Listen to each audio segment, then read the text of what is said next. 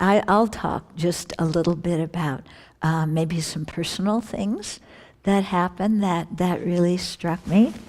So I was talking with some of the other nuns from the Tibetan tradition one day, and they commented that they could really tell which nuns were from Sravasti Abbey. You know, that at the gathering they could tell the Sravasti Abbey nuns, and at His Holiness's teachings they could tell who were the Sravasti Abbey nuns. And they said it in a very good way with a lot of respect. Yeah. But I did feel very happy, you know, to hear that somehow, you know, what we're doing is making an impression on other people in a very good way. So that was one thing that really struck out for me. Another thing was, I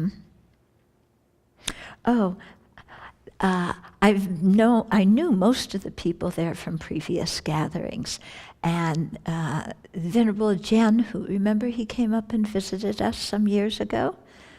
Yeah, and we learned the refuge chanting from him. So from the nuns from his organization. Anyway, he and I are very good friends, and we like to talk about Nagarjuna a lot and all. And when I went to Taiwan some years ago, he arranged for me to visit Chungtai Temple, which is one of the largest temples there. And I got a special tour because of that, going into places where people don't usually go. And so I was thanking him for that, for arranging that. I was very grateful. And then also telling him that, you know, there was a nun who took me around, and she was they have a female Buddhist institute, FBI. And she had commented that at, you know, the Nuns Institute, at their FBI, was that the nuns only taught the monks. The nuns only taught nuns. And so the nuns had, you know, monks taught monks and nuns, but the nuns never taught the monks. So I was commenting to him that that's really too bad for the monks, because they miss out on hearing a lot of teachings and hearing, you know, different presentations and all. And it was so cute. He kind of stopped and he said, I never thought of it that way. Yeah, because it's usually because the nuns are lesser, and so they don't teach the monks who are higher. But it actually works out to be a disadvantage for the monks. Yeah, so he really saw my point.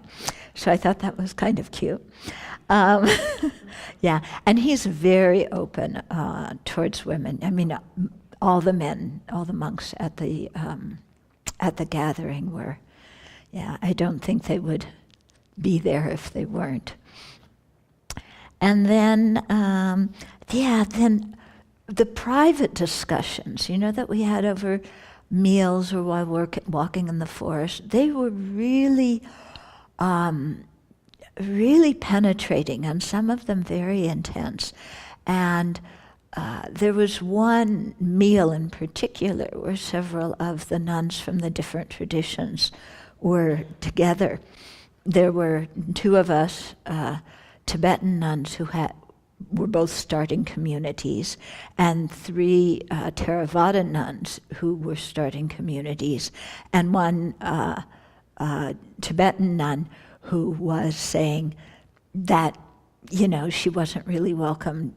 She'd had an uncomfortable relationship with the Dharma Center where she's been for many, many years, because they don't, the monks are included and the nuns are excluded.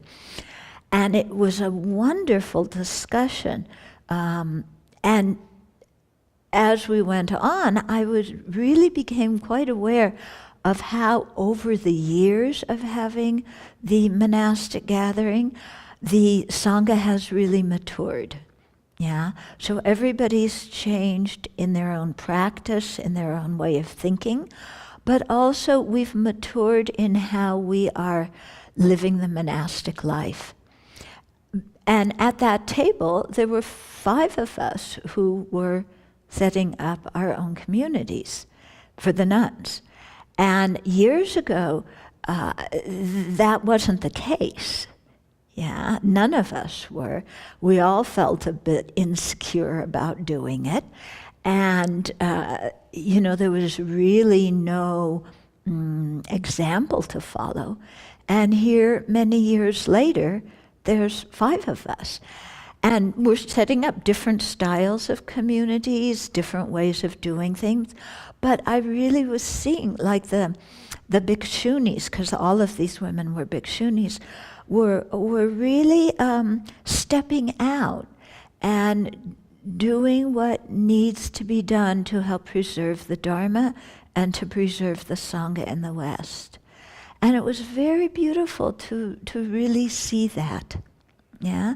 And how we're all staying grounded in our traditions and in our practice, and yet we are trying new ways of doing community that, were not possible before, yeah, or in other countries or whatever.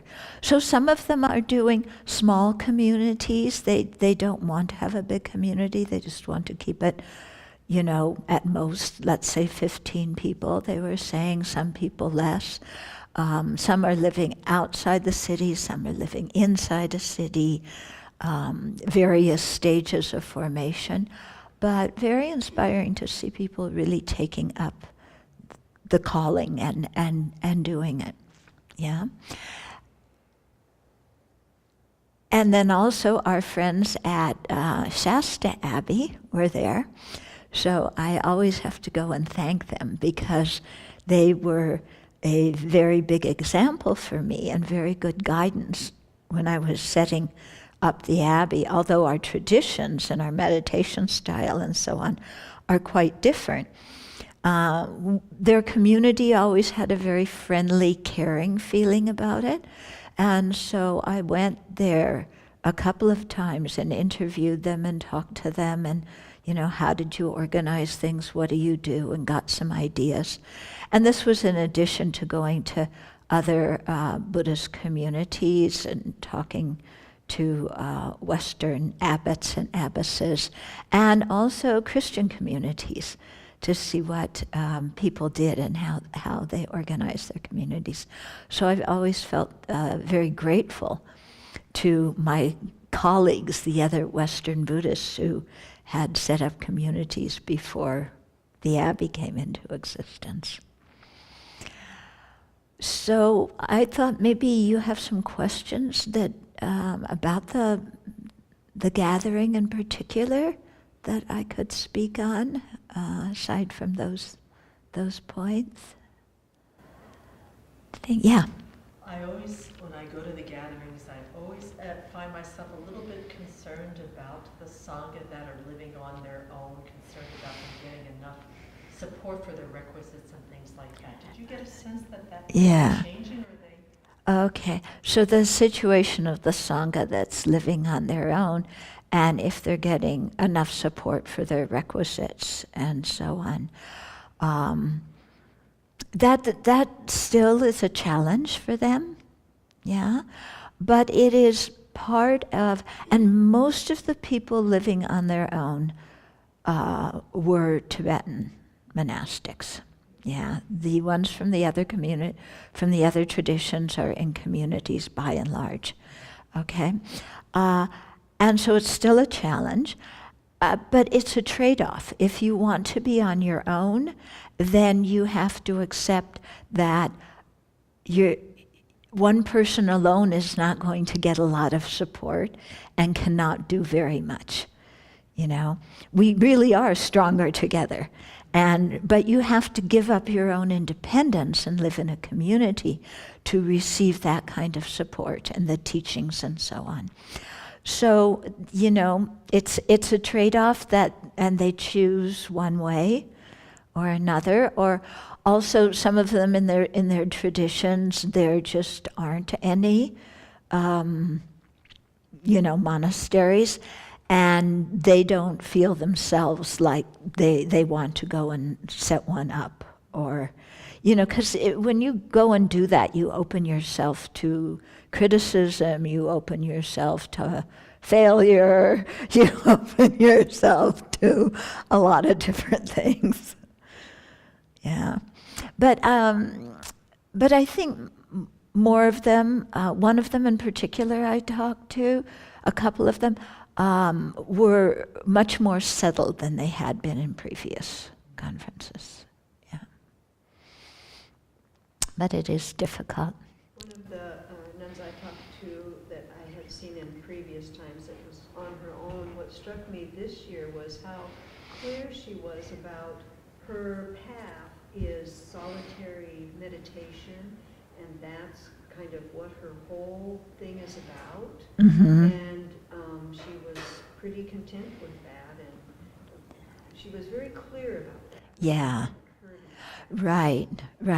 So I think this is what I meant, more settled. Yeah, so the one you spoke to was clear that she wants to do solitary meditation. And so then there's a sense of contentment that comes from that. Yeah. Anything else? Okay. Oh, yes. It seems like for a monastic to be on their own, not only are they, the requisites is not the only support that they might be lacking. Yes. And it's good that people can come to the gathering because they get to see other monastics every year. So I'm sure there's ones out there we never meet who don't. Yeah. I had a older man come this spring and stay here. And he is, Tubman? Mm-hmm. In Texas? Yeah, and he's just a novice even though he's older. And he's been around people that teach him scholastically some, but he said he lacked being around the training that he could get by being around other Western monastics. Yeah. And I think there's some support, there's community support. Oh, yeah. I mean, it's not just the material support, it's not just the teachings, it's definitely the community support. And the feeling that you get training about how to be a monastic in the West, and that you are living with people who support you, so you don't feel kind of, as Aya Tataloka said, trying to practice virtue in an almost virtuous land. Yeah. And so I think this is, when they said that they could tell who was a Sravasti Abbey monastic, I think they said that because they saw the effect of this kind of support and community life in us. Yeah. And the benefit it brings. Mm-hmm. Are the Western Buddhists accepted by the Asian Buddhists? Oh, Yeah. Such like Western and Asian Buddhist communities together, or only Western? Okay, so are the Western Buddhists accepted by the Asian Buddhists, and do you find communities with both of them? This was also topics that we talked a lot. It wasn't the theme of this year's gathering. It's been the theme of previous ones. But of course we talk about it a lot because we're all first generation in the West, so we're navigating how to be Western monastics and maintain the ties with our tradition and yet do things in a different way. My nose itches. I don't think it's due to mosquitoes. But yeah, so this is a big topic. The folks at Shasta, they were saying that they, at the beginning, they were close to their teachers in Japan, but after a while, from Japan, they were receiving so many orders about how to do things that they had to create space. And so now they don't have a lot of contact with their teachers in Japan. But they're also older, you know, as a community. They've been going for many years now. Yeah. 35, yeah, at least 35, because their teacher, it's the 20th anniversary of her passing, so, and they were well established before she passed too. So, yeah, then there are, it was interesting, there were some Asians there at the meeting, but they're Western Buddhists because they live in the West, and you know they're living like that. But a couple of them were from Chungtai Monastery in Taiwan, and they have a number of centers in the West. And he was saying that they haven't ordained any Westerners. You know, they don't have any Western monastics. It's all Asian monastics, and he would really like to see them have. Or, you know, Western monastics too. But the Chinese, he teaches, you know, at his Zen center, he teaches both, it's in Silicon Valley, so there's a lot of Asians there, but a lot of, you know, Caucasians as well.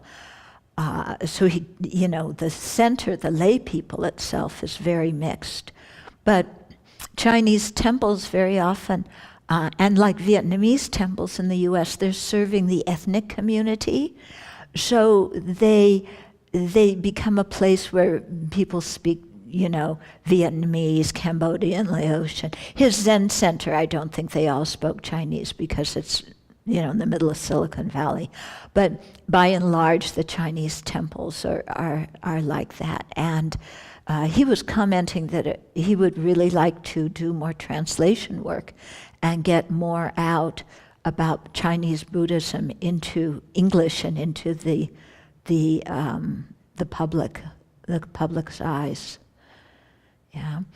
In the West, you know, in terms of the Tibetan tradition, the monastics are usually Western, and the teachers and geshis are Tibetan. Once in a while, you'll have a few Tibetan monastics at a Dharma center. They're usually the attendants of the teacher or a translator, or they came there in some kind of position. Yeah.